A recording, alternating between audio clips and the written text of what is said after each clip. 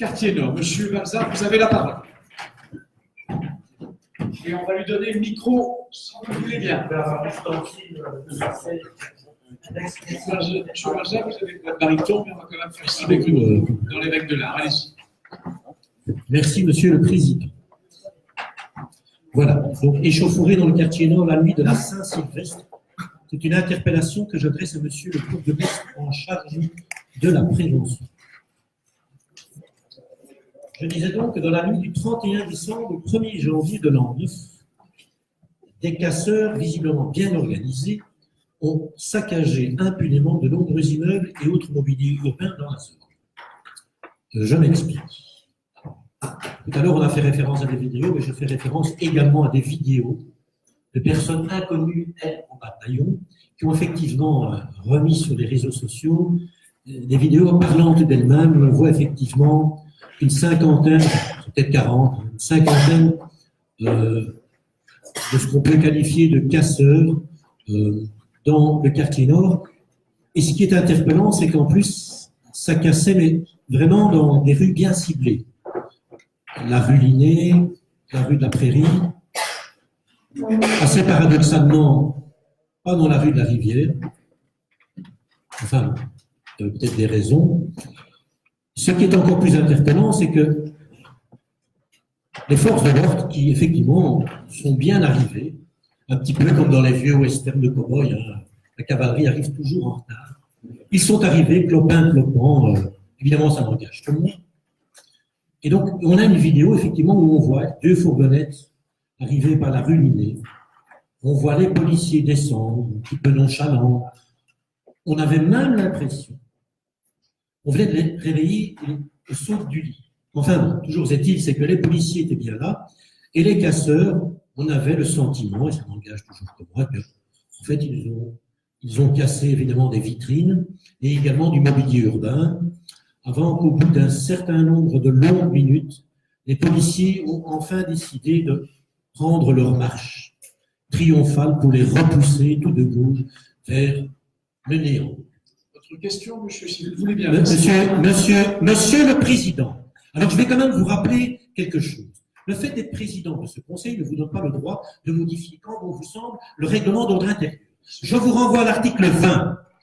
Monsieur le Président, je vous renvoie à l'article 20, et l'article 20 ne précise pas le nombre de minutes que je peux parler. Alors, je vais continuer mon interpellation, et vous n'allez pas jouer à ce petit jeu-là avec moi. Non, n'essayez même pas, monsieur Médou. N'essayez pas, je continue mon interpellation. Ne vous en déplaise. Non, vous n'avez pas interpellé. Vous n'avez pas à m'interpeller dans mon interpellation. Je continue donc. Et donc, je disais que Clopin, donc la police, a enfin décidé de bouger. Autre chose très interpellante, un véhicule noir, dont évidemment nous n'avons pas d'immatriculation pour préserver la vie privée, où se trouvaient à l'intérieur des personnes se prétendant du service prévention. Des témoins sur place pouvons en attester. Et donc, ce qui m'inquiète aujourd'hui, c'est que les autorités communales de Saint-Josse ont cru bon de déclarer dans la presse, à contrario de Molenbeek, et les forces de l'ordre également, que tout s'était passé normalement dans le quartier Nord la nuit de la Saint-Sylvestre. RAS, circuler, il n'y a rien à voir. Monsieur le Président, voilà, oui, tout arrive. C'est parfait, le système nerveux est maîtrisé. Non, ne vous inquiétez pas. Alléluia. Je vous remercie pour votre atterrissage très contrôlé, monsieur le bourgmestre. Je vous laisse terminer. Merci beaucoup. Allez, continuez à parler pendant que je prends mon petit verre. Vous avez vos questions, là. Vous avez terminé votre interpellation. Je m'y achète. J'arrive. Vous y arrivez, c'est bien. Concrètement, pourquoi les forces de l'ordre ne sont-elles pas intervenues immédiatement? Combien d'interpellations ou arrestations ont-elles été effectuées par les autorités? a-t-on pu identifier les responsables? Qui sont les commanditaires de cette expédition punitive?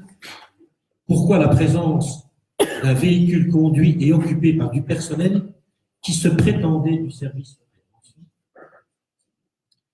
Et une plainte a-t-elle été déposée contre les fauteurs de troubles à l'image de Molenbeek, géré également par un bourgmestre socialiste? Monsieur l'échevin en charge de la prévention, je suis tout oui. Merci pour votre interpellation, M. Balza. Parole. Voilà, monsieur le Président, il est 2h33.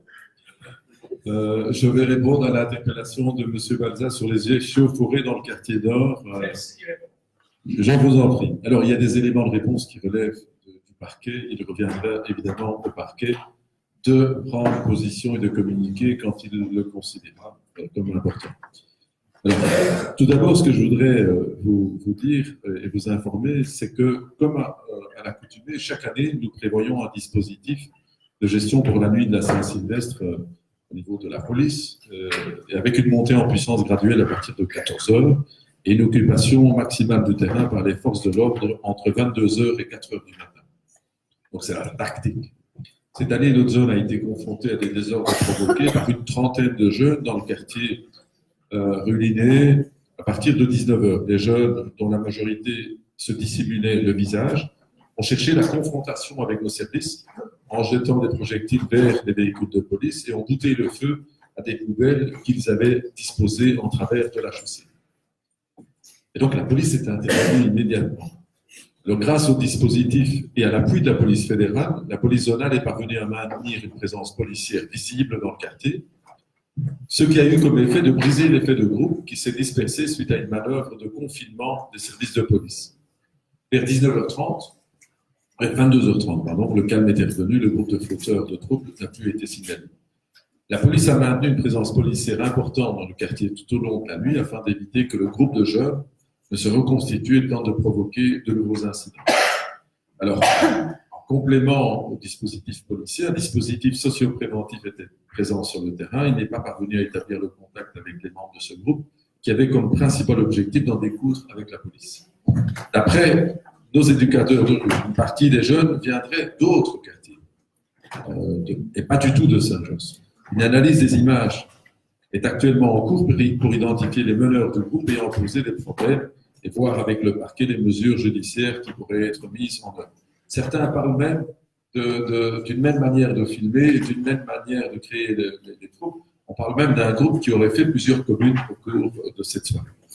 Alors, lors des troubles, les dégâts suivants ont été relevés. 4 vitrines de carré ont été endommagées. Personne n'avait déposé plainte ni signalé les faits à la police. Sur base de la démarche des équipes de quartier de la recherche locale des procès-verbaux ont été dressés pour établir le constat des dégâts et permettre la recherche des fauteurs de troubles.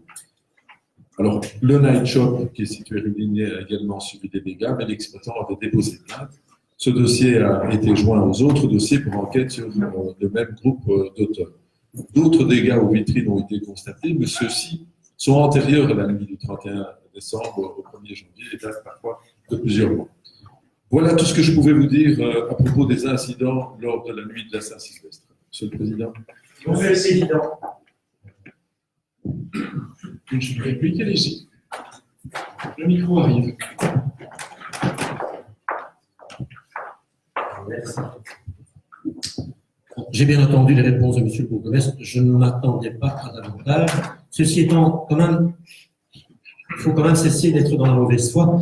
Quand vous dites que nombre de vitrines avaient été endommagées antérieurement à la nuit, franchement, c'est une mauvaise foi caractérisée.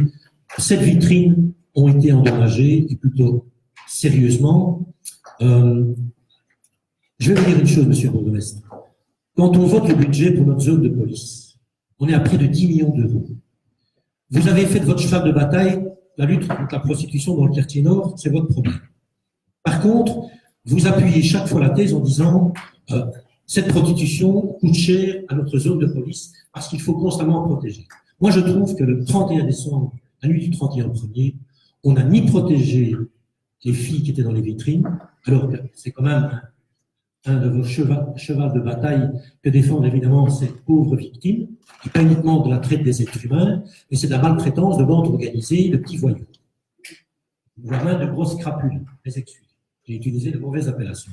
Et donc, quand vous me dites qu'effectivement c'était antérieur, je présume que là, vous vous basez sur des chiffres et sur des faits concrets. Donc, si effectivement vous pouvez m'étayer et me préciser qu'effectivement, nombre de vitrines ont été cassées antérieurement depuis plusieurs mois, comme vous l'avez dit, je suis évidemment prêt évidemment, à avoir éventuellement des PV de police ou autres, parce qu'évidemment, je présume que, comme ça a été le cas ici, des personnes ont déposé plainte, vous avez probablement des personnes qui sont effectivement mécontentes depuis plusieurs mois.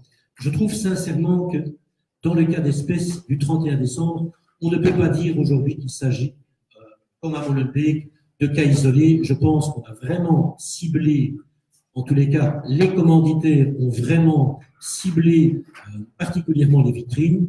Est-ce qu'on voulait faire peur ou est-ce qu'on voulait intimider les praticiennes? Je pense qu'on ne s'y serait pas pris autrement. Et ce n'est pas une rumeur. Les personnes du quartier nous ont rapporté qu'effectivement, on avait vu une partie de cette bande partir et revenir vers une ASBL bien connue dans la rue de Saint-François. Voilà. Ça n'engage bien entendu que moi, et je pense qu'effectivement, il y aura d'autres suivis à cette affaire du 31 décembre. Vous n'avez pas répondu à ma question, parce que dans le doute, est-ce que la commune a déposé plainte, même contre X, pour les événements qui sont passés le 31? Votre collègue de Molenbeek l'a fait, tardivement certes, mais elle l'a fait. Est-ce que la commune compte déposer plainte? C'était une de mes questions. Merci. Je vais intervenir, je vous remercie. Non. Merci, Monsieur Balza, votre intervention, votre interpellation suivant le règlement d'ordre intérieur concernant. Non, mais on n'aura pas d'autres répliques sur ce point si vous voulez bien, Monsieur Balza. Vous avez une réplique là-dessus. Non, mais On est d'accord. oui, bien sûr, j'essaie d'économiser les gens. Parfait. Vous êtes parfait, Monsieur Balza. Suivez comme ça. Vous êtes dans la bonne voie, vous êtes parfait. Suivez comme ça. Bien traité. Très bien. Il mérite de faire Allez, quelle discipline? Votre interpellation suivante, si vous le voulez bien. Merci, monsieur. Exact. Il vous en reste encore quelques-uns. Monsieur Médoulou, avant de continuer, je vais vous demander de me laisser terminer mon interpellation. Je vous demanderai, si vous n'êtes pas au courant et pas au fait de ce qui se passe, de regarder dans le règlement d'ordre intérieur, l'article 20. J'ai toute l'attitude. On avait eu un débat, vous étiez là comme conseil communal, on avait eu tout un débat, on avait même voulu changer le règlement d'ordre intérieur, et M. Moussine, à l'époque, avait menacé, avait promis mes excuses, avait promis que pour chaque point, il vous ferait durer 10 minutes. Moi, il n'y a pas de problème. Si vous voulez à chaque fois, vous êtes peut-être plus discipliné. Scléroser mon interpellation parce que vous êtes pressé de rentrer dormir, on arrête le conseil, on en refait un autre demain. Comme ça, le problème est résolu. Chaque conseiller communal touche 100 € en plus. Et tout le monde est content. Monsieur Balja, je peux y aller alors, monsieur le président. Monsieur Balja, voilà. Monsieur le président, dilatez le. Je vais vous demander donc allez-y, de ne pas scléroser mon interpellation. Allez-y, monsieur Balja. Je vous remercie. Donc, règlement d'ordre intérieur, le garde-fou de nos gardiens de la paix, interpellation pour monsieur le bourgmestre en charge de la prévention. Depuis plusieurs mois déjà, et plus particulièrement pendant la dernière campagne électorale, notamment, parmi tant d'autres, un gardien de la paix a exprimé et fait la publicité pour le Parti socialiste sur les réseaux sociaux sans être rappelé par sa hiérarchie et pour cause. Alors, ce n'est pas un cas isolé, et pourquoi aujourd'hui faire une interpellation sur un gardien de la paix? Mais tout simplement parce qu'en fait, quand on a vu ce gardien de la paix, dont j'ai oublié le nom et qui ne m'intéresse absolument pas, en fait, je me suis posé la question de savoir, mais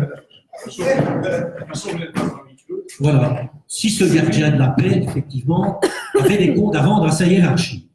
Et donc, en grattant, et Dieu sait qu'on n'a pas pu gratter longtemps, mais on s'est aperçu qu'il n'y avait pas de règlement de l'intérieur pour le gardien de la paix.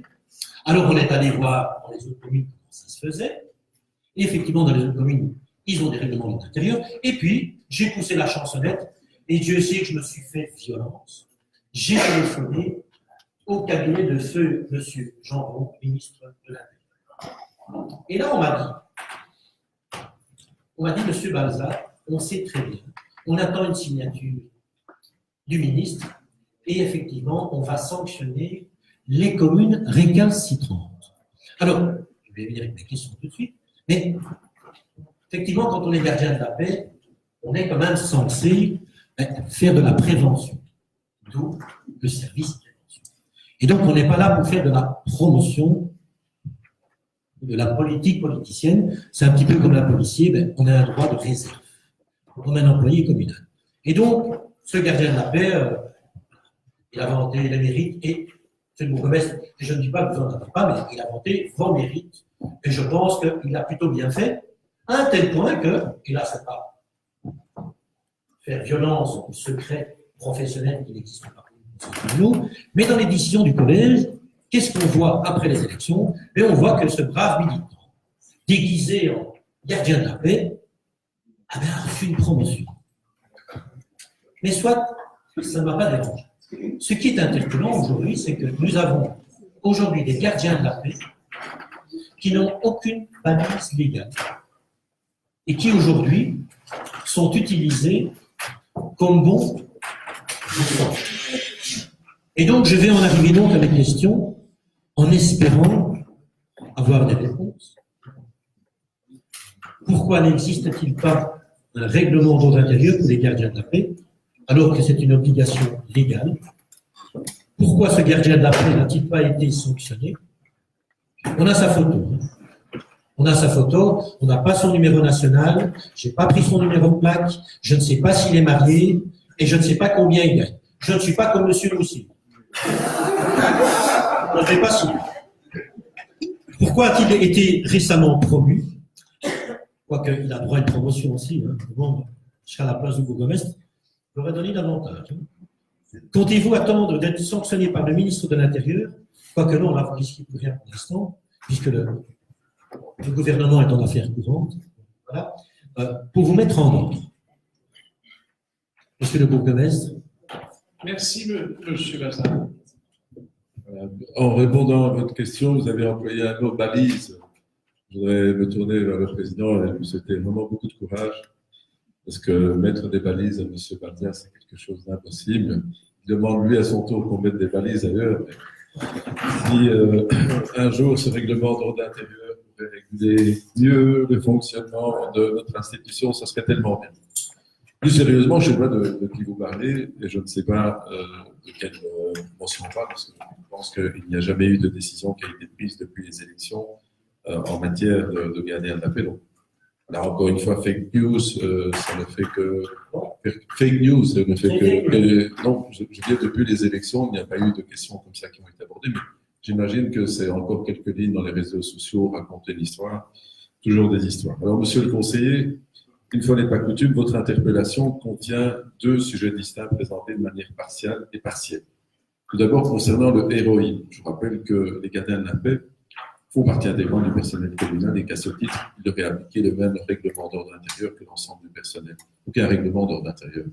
Le contraire serait même discriminatoire. Si la loi sur les gardiens de la paix impose certes l'existence d'un ROI, elle n'impose nullement que ce règlement soit différent du règlement appliqué à l'ensemble de l'administration. La commune, en conséquence, répond exactement aux prescrits légaux. Maintenant, concernant le gardien de la paix ciblé par votre interpellation, qu'il s'est exprimé publiquement, qui a été promu, qui n'a pas été sanctionné, tout d'abord, il s'est exprimé dans un cadre privé et non professionnel, en dehors de ses heures de travail. Même s'il est employé communal, il n'en demeure pas moins qu'il est un citoyen et bénéficie du droit constitutionnel à la liberté d'expression. Ensuite, il a été promu en raison de sa qualité de son travail, sa disponibilité, son courage et son attitude fiable et positive. Il a été promu, je ne sais pas de qui on parle, mais si on parle non, mais si on parle de l'intéressé, si c'est celui-là, parce que dans la réponse, si c'est celui-là, parce que vous savez, on a des gens ici et là, il y a quelqu'un qui a sauvé la vie d'une personne. Si c'est cette personne-là dont vous parlez, il me semble que la décision n'est pas intervenue après les élections communales. Il me semble. Non, qu'il ne va pas sauver la vie. Alors, je vous demanderai un peu de considération pour les travailleurs de cette commune qui font un travail remarquable, et en particulier pour les gardiens de la paix, qui sont présents sur le territoire, et même le jour de la Saint-Sylvestre, ils étaient présents et leur travail est reconnu, y compris par le chef de zone qui ne cesse de tarir d'éloges. Alors, quant à votre demande de le sanctionner, nous n'allons quand même pas sanctionner de bons éléments qui n'ont commis aucune faute. Monsieur le Président. Je vais prendre la réponse. Monsieur Balzan. Une petite précision quand même. Courtement, si vous voulez bien. Oui. C'est tellement demandé gentiment que je vais acquiescer à votre demande. Nous allons partir en une demi-heure. Et donc, je dis. 3h du matin. Oui. Tous les chansons. Monsieur Balzan, vous avez la parole. Courtement, Paul Favon. Alors, d'abord, je tiens à préciser que. Il a dit ça. Je demanderais que ce soit dans le compte. Monsieur le bourgmestre, Si vous ne laissez pas intimider, vous avez la parole. si vous n'êtes pas actif sur les réseaux sociaux, je présume que ce sont nos innombrables attachés et autres photographes qui le sont pour vous, mais je peux vous dire que sur les réseaux sociaux, vous avez énormément de vos colistiers qui sont à l'affût de la moindre fake news. Et donc, je puis vous garantir, je pense que malheureusement vos colistiers me contrediront, que cette personne, en l'occurrence, était habillée en tenue réglementaire de gardien de la paix, donc elle était facilement identifiable. Et donc, quand vous me dites qu'effectivement, bon, c'est une fake news, ça n'engage que vous, et ça n'engage que moi, évidemment, de porter des accusations. Toujours est-il, c'est que vous me dites aujourd'hui qu'il existe un règlement d'ordre intérieur. Quand je l'ai demandé à M. le secrétaire, il ne le trouvait pas. Vous, par contre, vous en avez trouvé un, vous trouvez, puisque vous considérez que le règlement d'ordre intérieur pour un gardien de la paix est exactement le même que pour un employé de la commune.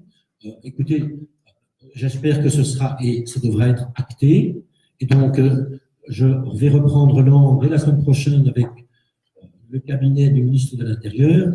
Et donc, je referai une nouvelle interpellation là-dessus en vous présentant des pièces, comme l'a fait votre collègue, M. Boqueté, en agitant et en disant « je l'ai avec un strapontin ».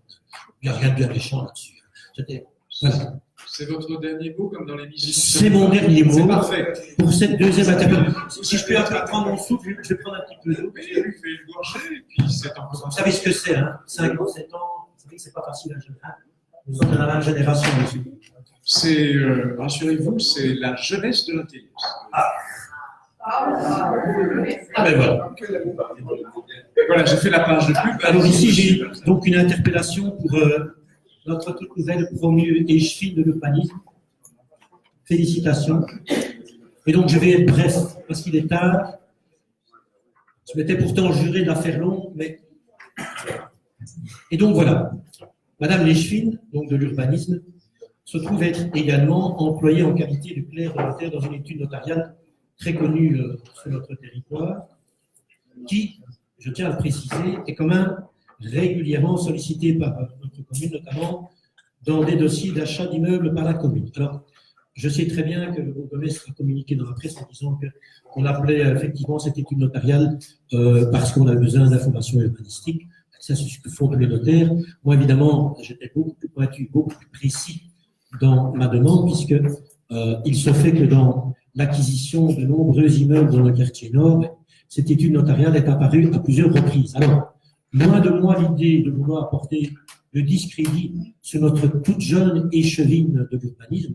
Ce n'est pas mon intention. Simplement, je tiens quand même à préciser que pour moins que ça, dans d'autres communes, Anderlecht notamment, et puis pour un peu plus que ça, dans notre propre commune, nous avons mis déjà, nous en exergue, mais à Anderlecht, on a effectivement des échevins qui ont dû choisir entre leur fonction pour Anderlecht dans une agence immobilière et ici, aujourd'hui, très clairement, notre échevine de l'urbanisme qui, et je ne dis pas qu'elle doit porter la responsabilité de ce qui s'est passé avant son internalisation, je dis simplement que le doute est permis. Je m'excuse, Madame Échevine, et donc je ne veux pas que vous croyiez que je vous porte grief ou quoi que ce soit. Je pense qu'il y a un doute légitime permis, et donc aujourd'hui, je vais me contenter d'une très simple question. Voilà. Bon, je vous ai dit, vous étiez clerc de notaire, j'ai fait quelque chose qu'on ne peut pas faire. Ben, il n'y a pas que M. Moussi qui fait des choses illégales. Je me suis fait passer pour M. Duchemol. Et donc, on m'a passé la clerc de notaire, Mme Lubna. J'oublie toujours votre nom de famille. C'est ça? Votre question, Donc, c'est toujours est-il, c'est que ma question est la suivante. Est-ce que, en votre âme et conscience, vous comptez continuer à garder les deux fonctions ou... Votre question est posée, non? Non, attendez, il y a eu un petit intermède. Je suis en train d'interpeller ma future interlocutrice. Question Et donc, comptez-vous cumuler à la fois votre fonction comme comme clerc de notaire et échevine de l'urbanisme? Comptez-vous démissionner ou alors comptez-vous quitter votre poste?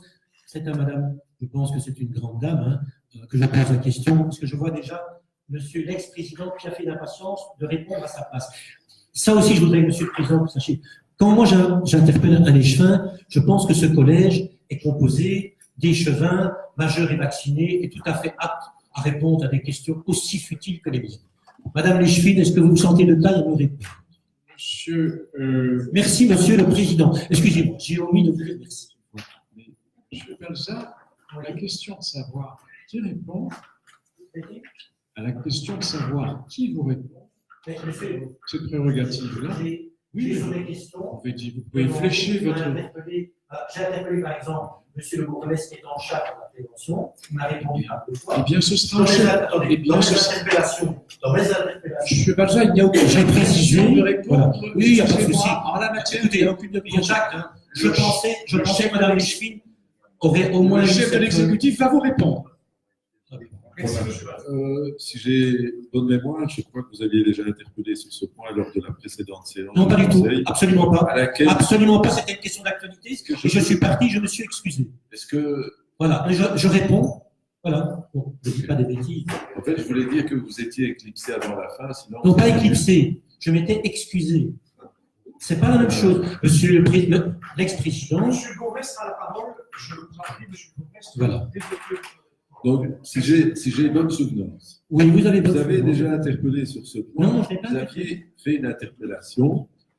Cette interpellation avait été Non, c'est une prise question dans de- l'ordre du jour. Est-ce que je peux? Oui. On peut rester. Si j'ai bonne souvenance, vous avez déjà interpellé sur ce point lors de la précédente séance du Conseil communal à laquelle vous vous êtes éclipsé avant la fin.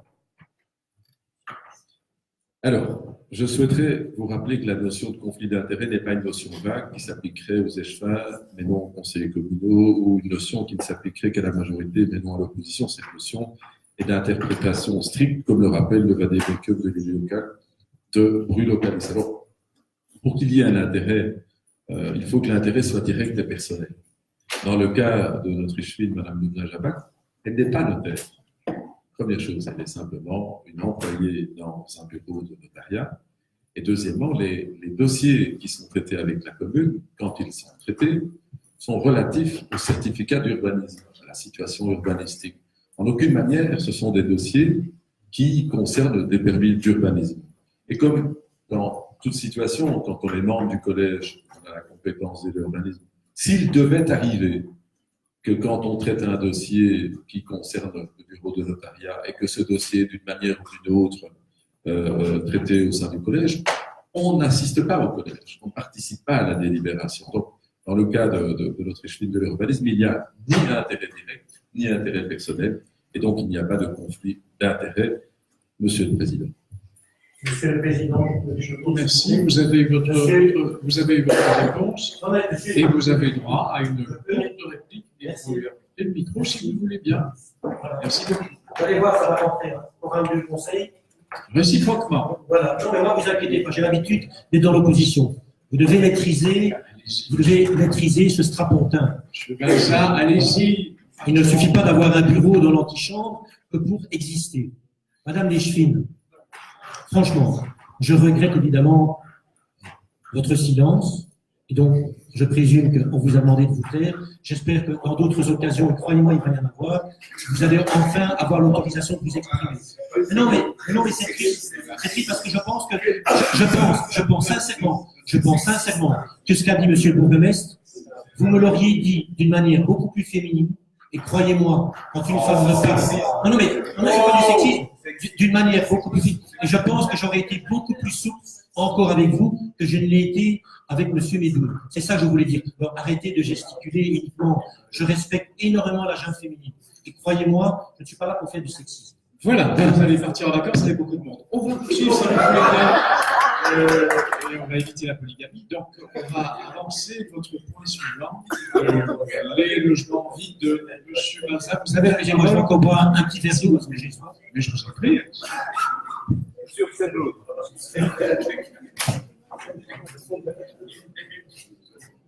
Ah. Monsieur Balzac, the floor is yours. Question pour Madame Lichfine de l'urbanisme, le bourgmestre faisant fonction. Logement vide, inoccupé, abandonné, muré, au secours, Mère Teresa. Interpellation pour Madame Lichfine de l'urbanisme. Alors que vous et votre collègue bourgmestre au collège continuez votre razzia sur l'acquisition d'immeubles dans le quartier Nord pour, je cite, offrir des logements de qualité dans le quartier Nord, nombre de ces bâtiments sont aussitôt murés et pour certains vidés de leurs locataires, alors que de nombreux logements sont directement habitables. Je m'explique. Vous avez hérité, Madame Lichfine de l'urbanisme. Oui, merci. Vous avez hérité. Ah oui, mais il faut savoir ce qu'on veut, hein, parce que c'est Madame Lichfine de l'urbanisme. Vous avez hérité effectivement d'une prérogative quand même assez difficile, puisque aujourd'hui, sous le label de vouloir rénover le quartier Nord, la commune rachète un nombre de bâtiments évalués déjà à 12 plus 3 autres. Et la première chose que l'on fait, c'est sous le fallacieux prétexte de vouloir fermer les carrés, on mure tout un immeuble où se trouvaient des locataires ou des appartements vides qui pouvaient effectivement être opérationnels assez rapidement. Il se fait qu'on préfère murer, et c'est vrai que c'est beaucoup plus beau dans le quartier, parce que le quartier, évidemment, est beaucoup plus sympathique et beaucoup plus sécure avec des briques. Hein. Un autre exemple, qui n'a rien à voir avec le quartier Nord, c'est la fameuse rue Chinon, un bâtiment qui était promis aux gardiens de la paix depuis pratiquement 5 ans, qui est toujours muré. Et donc, toujours est-il qu'aujourd'hui, vous murez ces bâtiments.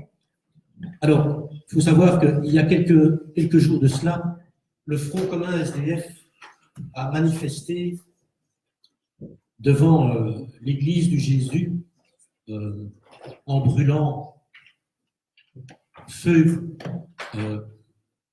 l'arrêté Onkelings, donc la loi de réquisition, parce qu'effectivement, les militants associatifs reprochent au monde politique aujourd'hui de ne pas oser appliquer cette loi. Aujourd'hui, à Saint-Josse, on fait mieux, puisque non seulement on bafoue cette loi, mais on montre le mauvais exemple. Tout un quartier, le quartier Nord plus précisément, où un nombre assez conséquent de 100 domiciles fixes en plein hiver se trouvent sans logement, doivent aujourd'hui aller squatter à l'arrière du bâtiment géré par l'AIS qui se trouve à la rue Minet, la fameuse compensation urbanistique de la place Saint-Lazare, alors que dans le même temps, on a des bâtiments qui sont vides. Alors effectivement, charité ordonnée commence toujours par soi-même. Je vais revenir sur Madame Lichfine de l'urbanisme. Effectivement, vous avez fait une brillante campagne, et c'est tout à votre honneur. Et vous vous revendiquez effectivement, voilà, c'est pas moi qui le dis, c'est vous, vous vous revendiquez effectivement comme une adepte de la théorie de Mère Teresa, qui était une femme effectivement pieuse, et qui effectivement, en Inde notamment, a aidé les lépreux. Qu'est-ce que les lépreux viennent faire? Elle aidait à la misère d'autrui. Aujourd'hui, j'ai le sentiment qu'on utilise vos compétences pour mieux effectivement murer tout un quartier. Aujourd'hui, tout le quartier Nord ressemble à s'y méprendre à un ghetto. Parce qu'aujourd'hui, sous effectivement, je le répète, sous le prétexte de vouloir rendre ce quartier plus habitable, plus confortable et plus accessible aux habitants, aujourd'hui, on en a fait un lieu, effectivement, un lieu où les habitations sont condamnées. Je pense que sous l'ancienne législature, j'avais déjà dû intervenir, moi et mes collègues, dans d'autres bâtiments que vous avez rachetés et vous vouliez mettre dehors des locataires, je trouve que c'est pas la bonne formule à utiliser. Toujours est-il, c'est que il y a probablement une réponse et une raison. C'est une question, peut-être. Monsieur, Madame Micheline de l'urbanisme, est-ce que vous pouvez rappeler à Madame Micheline de l'urbanisme, s'il vous plaît? Et donc, je me dis que j'ai probablement dû zapper quelque chose, et donc il y a forcément des anomalies urbanistiques. Et donc, j'en viens à mes questions. Quelles sont les infractions urbanistiques qui vous empêchent de mettre ces logements en location? Pensez-vous vraiment revitaliser le quartier en murant tous les immeubles? Pardon. Il est 3 heures du matin, moi aussi j'ai droit à temps en temps des petites ratés. Monsieur Balza, continuez à se dire.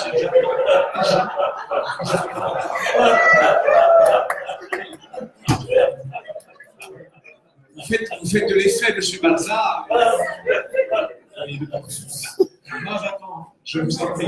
J'attends, parce que j'aime pas être perturbé. Voilà, monsieur Balza, Je vois que M. Frémal est en verbe. Hein. Oh là là. Monsieur Balza, s'il vous plaît, votre question. C'est bon?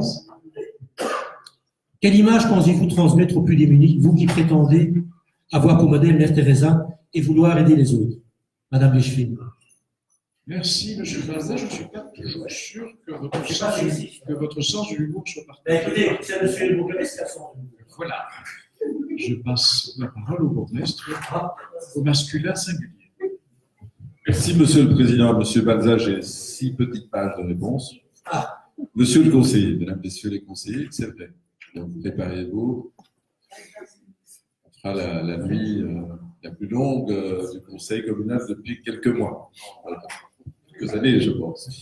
Alors, en réponse à votre interpellation, je voudrais vous informer que la commune de Saint-Josse a introduit une candidature au Fonds régional bruxellois de refinancement des trésoreries communales le 18 avril 2018. Notre candidature concernait l'acquisition de 4 biens et comprend 2 projets. D'une part, des logements de transit pour femmes victimes de violences et d'autre part, des logements de transit pour sans-abri. Pour être plus complet, voici des éléments de contexte. D'abord, en ce qui concerne le premier projet avec le public de femmes victimes de violences intrafamiliales, il y a 3 types de besoins. Tout d'abord, les situations de grande urgence. Dites de première ligne, il s'agit de situations d'urgence où des femmes accompagnées ou non d'enfants doivent quitter leur logement lors d'une crise familiale grave et violente. Elles doivent trouver, soit pour elles seules, soit pour elles avec leurs enfants, un hébergement dit de première ligne où elles sont soutenues et accompagnées dans la gestion de la crise et pour effectuer les démarches nécessaires. Ce type d'hébergement est saturé. Aujourd'hui, il faut parfois attendre quelques jours, voire quelques semaines pour y entrer. Et des nombreuses femmes concernées ne bénéficient jamais de ce service avant ce que cela entraîne comme dégradation des situations de vie ainsi que des risques. La commune a besoin de logements de transit de court terme pour accueillir ce type de public. Deuxième type de situation, la crise est le premier hébergement accompagné. Après la crise et le premier hébergement accompagné, le second niveau d'hébergement consiste en un hébergement collectif, accompagné d'une prise en charge quasi complète de plusieurs mois pour restaurer d'une part la situation socio-économique, sanitaire, mais aussi psychologique des bénéficiaires. Et puis, troisième type de situation que l'on rencontre, ça s'appelle la troisième ligne, qui consiste à sortir des bénéficiaires du logement collectif vers un logement individuel accompagné. Cette phase est un transit destiné à stabiliser la personne au groupe familial, femmes, enfants. Dans ces cadres, les besoins sont énormes dans toutes les communes en région bruxelloise et à Saint-Josse également. Le premier opérateur sur le territoire communal dans ce domaine est la Maison du Vert, que nous connaissons fort bien. Elle offre un hébergement de seconde ligne d'une durée de 9 mois en moyenne pour celles qui y passent avec leurs enfants. Dans la réalité, il y a un engorgement parce qu'il n'y a pas assez de places en seconde ligne et une saturation complète en troisième ligne. Cette saturation en troisième ligne empêche le désengorgement de la seconde ligne. Tout le monde me suit, surtout à cette heure-ci. On est donc dans une situation de blocage au niveau des logements à proposer pour sortir de la maison. La Maison Verte et l'AIS sont partenaires pour la gestion des bâtiments destinés à ce public. Mais la réalité nous indique qu'il faudrait d'autres bâtiments. La proposition de la commune est ici de pouvoir acquérir 2 biens et de pouvoir les mettre à la disposition, évidemment, de ce type de projet. Nous souhaitons et aménager les ensembles pour en faire des lieux d'accueil d'urgence de première ligne, mais surtout de seconde ligne pour femmes victimes de violences intrafamiliales. On pourrait, si on avance dans ce dossier, arriver à 4 ou 6 logements d'urgence. Les services communaux de la rénovation urbaine, d'une part, du patrimoine locatif, d'autre part, pilotent l'achat et la remise en état des bâtiments. Donc, quand on achète un bâtiment, il arrive fréquemment qu'il soit en mauvaise posture, quasi en insalubrité ou en insalubrité. Et donc, nous faisons le choix, quand il s'agit de rénover, démolir, construire, rénover simplement, de murer pour être certain de ne pas avoir de surprise, puisque après, quand tu as des squats, tu ne sais plus avancer dans le dossier que tu projettes. Alors, il est aussi arrivé que dans certains bâtiments, on ait pu déjà faire des partenariats avec le secteur associatif. Donc, tout n'est pas muté. Ne soyons pas du tout, ne tirons pas des enseignements.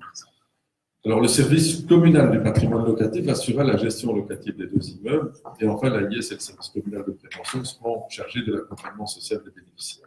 Dans ce projet, l'AIS et le service communal de prévention seront chargés de l'accompagnement des personnes potentiellement candidates.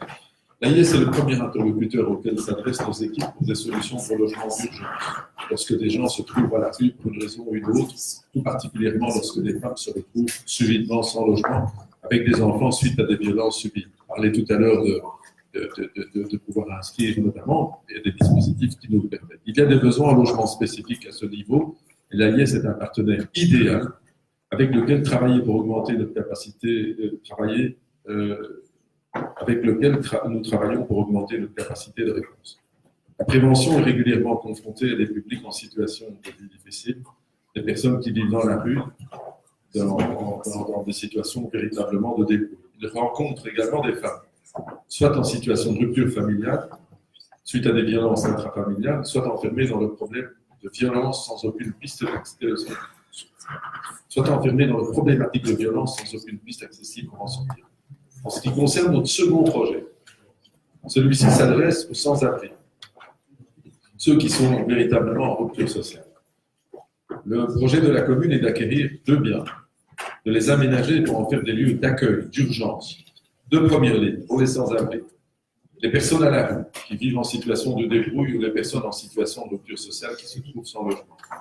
Nous procéderions soit à la rénovation de 2 immeubles, soit à une démolition, reconstruction en fonction des avis circonstanciés des experts au niveau de l'état des lieux et des bâtiments. 6 logements pourraient être créés dans cette direction.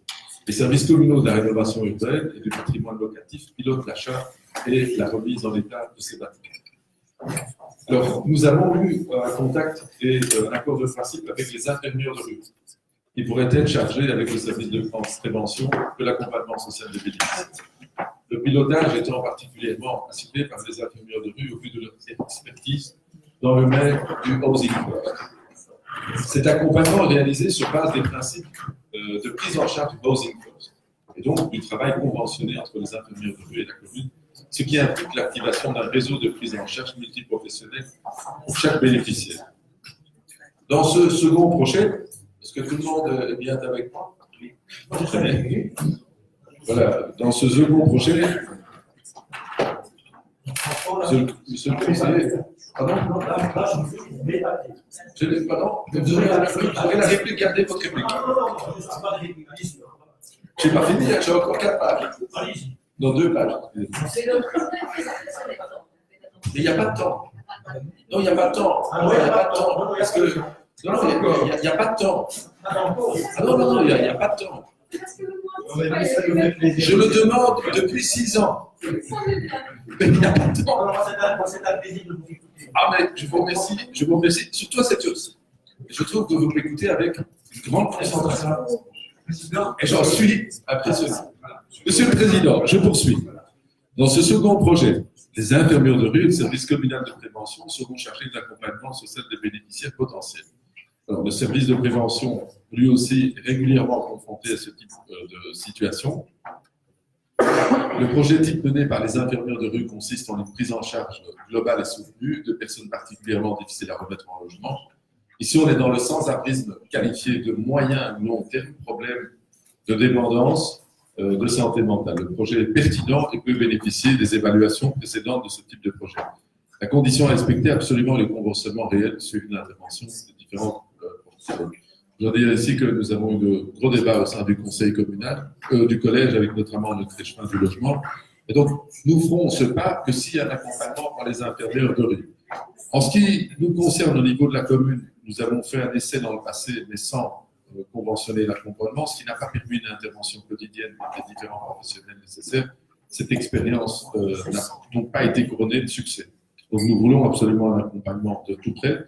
L'expérience menée dans d'autres communes de la région ont démontré la pertinence de ce projet quand il est complet et bien encadré.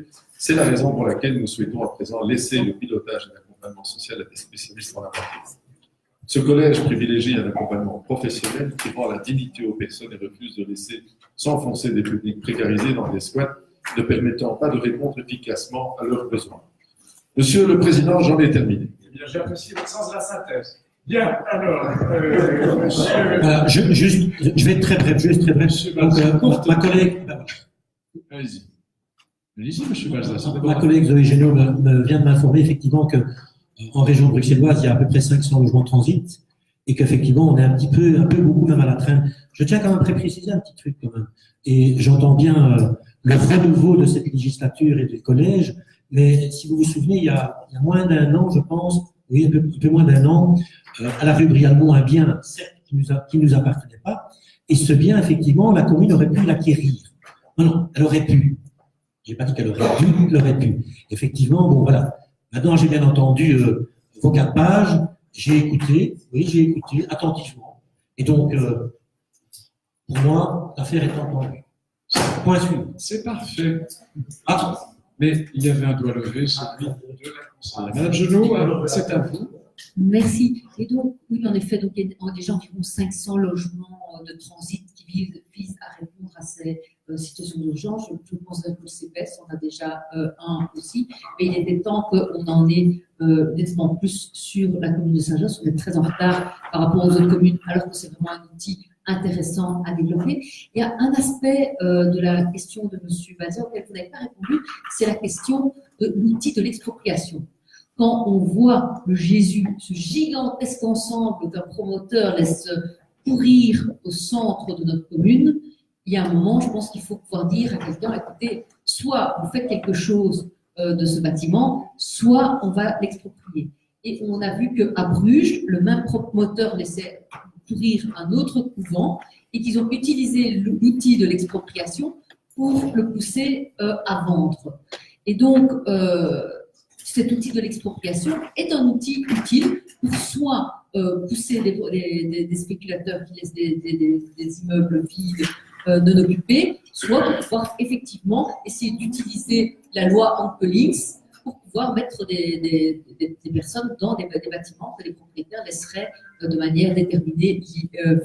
Donc je trouve que cet aspect-là de l'interpellation de mon collègue Balzas n'a pas été repris dans votre réponse et pourtant ça mériterait quoi dans le futur qu'on puisse... si, il a parlé du problème des immeubles vides, de la loi sur les expropriations et de la manifestation qui a eu lieu devant Jésus. Peut-être que vous n'avez pas écouté, mais et donc le front des SDF, lors de cette manifestation, c'était leur revendication.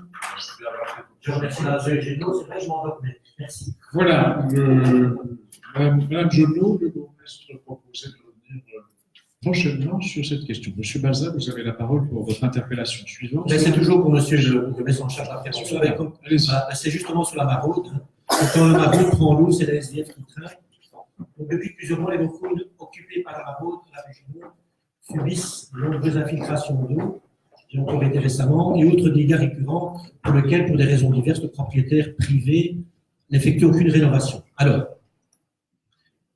au même moment où je fais mon interpellation, j'ai vu effectivement dans un journal que je ne citerai pas, effectivement, j'allais en parler, j'allais proposer effectivement qu'on ne fasse occuper le bâtiment géré par l'AIS à la rue Ligné, en l'occurrence le rez-de-chaussée, le bâtiment qu'on a reçu en gestion, qui est en compensation des charges d'urbanisme.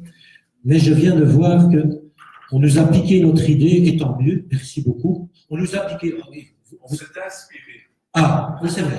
Merci pour la rectification. Vous vous êtes inspiré d'une idée collégiale, on va le dire comme ça, et donc j'apprends qu'effectivement le local serait destiné pour finir, et c'est tant mieux aussi, à effectivement une laverie sociale. Et donc, le problème alors reste entier pour la maraude. Franchement, je pense que vous y allez souvent et je ne fais pas injure. Je pense que ce serait peut-être intéressant de peut-être de retrouver une nouvelle pouponnière parce que voilà, c'est un service qui mérite effectivement le chauffoir à la journée et puis les diverses activités. Voilà. Je vais être bref, il est tard, donc je vais donner la main à monsieur le bourgmestre en charge de la Nous apprécions, M. Balzan, nous apprécions, M. le bourgmestre. C'est pas long, j'ai juste 16 pages pour parler du sujet.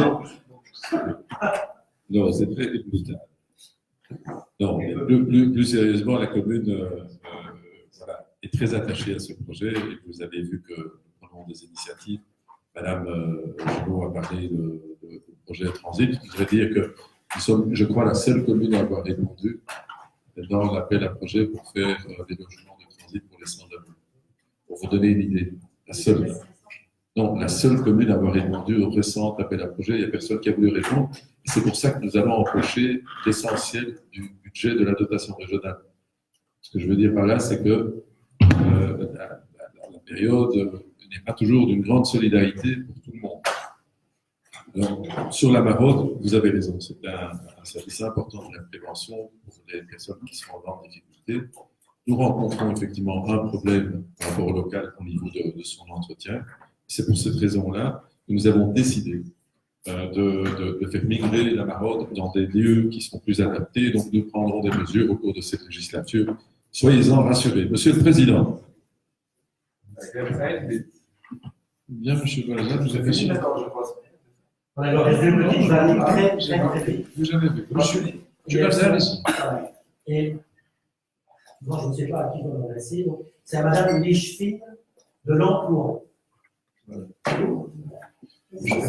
Madame Lichfine de l'Emploi s'appelle Dora Ilunga, elle est sur ma gauche. Allez-y, monsieur Balzan. Ah, oui, c'est GRH. Pardon. GRH. Si c'est GRH. Pardon, excusez-moi. C'est le bourgmestre. Once again. Allez-y, monsieur Il me Balzan. revient que l'ex-espace CDH, sous la dernière législature, aurait obtenu un emploi de directeur du département des affaires internationales sans appel à candidature, en échange de son siège occupé dans votre majorité par un de ses policiers qui est rentré faire le tour.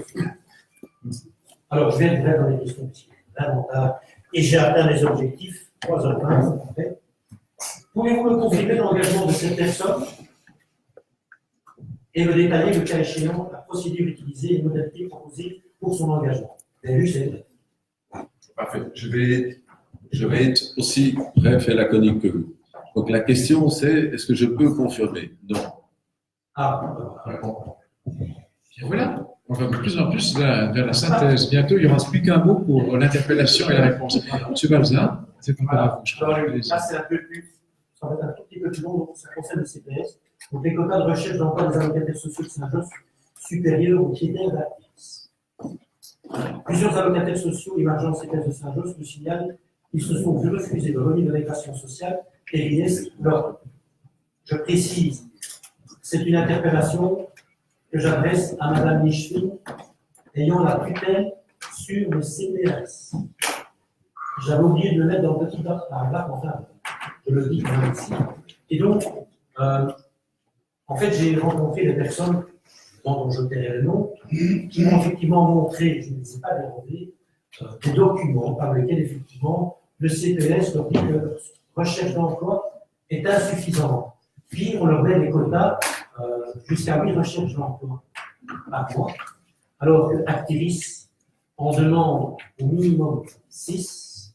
Et donc, je cherche les notes. Et donc aujourd'hui, je me pose la question de savoir si effectivement, voilà, le CPS est dans son bon droit, compte tenu qu'il existe une circulaire d'intégration sociale du 1er août 2018 et qui dit très clairement que, en fait, la disposition à travailler doit être évaluée sur la base d'une possibilité concrète et des efforts personnels de l'intéressé. Il n'appartient pas au CPS, effectivement, de déroger, je dirais, de manière exhaustive, plus importante que ne le ferait l'APIX, et que le rôle du CPS, justement, est de déroger pour améliorer, évidemment, des conditions de l'allocataire social. Donc aujourd'hui, très clairement, je me pose la question de savoir pourquoi le CPS organise ce genre de travail. D'ailleurs, et ça n'engage que moi, bien évidemment, la personne en question, effectivement, est venue me voir, avec Saint-Josse, chez Bourgmestre, vous le dites vous aussi, c'est une toute petite entité, et les informations circulent très vite. 2 jours plus tard, cette personne a récupéré son permis d'intégration sociale. C'est effectivement, les briques de pouvoir dit que réinterpeller. Donc, je cherche mes notes, que je ne trouve plus, pour vous poser la question. C'est la fatigue. Hein. Je peux vous le donner si vous le voulez. C'est pas ça. Mais vous l'avez la question. J'ai une question. Dès que je pose la question, je réponds. Ça va. Parfait. Posez Je la vais poser question. la question. Merci, monsieur. Monsieur, les membres du collège des bourgmestres et Schwab, plusieurs allocataires sociaux et marges de CPS de Saint-Josse me signalent qu'ils se sont vus refuser le revenu d'intégration sociale sous prétexte qu'ils ne disposent pas de suffisamment de recherche d'emploi. Cite Thierry Balza à 3h37. Pouvez-vous me dire sur quelle base légale le CPS dont vous avez la tutelle se justifie pour imposer ces quotas et sanctionner les demandeurs du RIS? Réponse du collège. Cette compétence n'est pas une compétence du conseil. On s'en doute. Elle est pleinement entre les mains du conseil de l'aide sociale. D'après les informations que j'ai, vous avez un représentant de votre groupe. Le groupe. Pas encore. Ah, pas encore, tout bientôt. Non, non, mais. Ah. Monsieur Balza, pour terminer, je voudrais vous dire que vous pourriez évidemment, dès que faire se peut, demander à votre mandataire de votre équipe d'interpeller, mais d'après les informations que j'ai, il y a une base légale pour les RIS de mener des démarches. Mais je pense que vous irez plus en avant au CPS pour avoir plus d'infos. Je vous remercie. La séance publique est close. Nous passons maintenant au huis clos. Je salue les courageux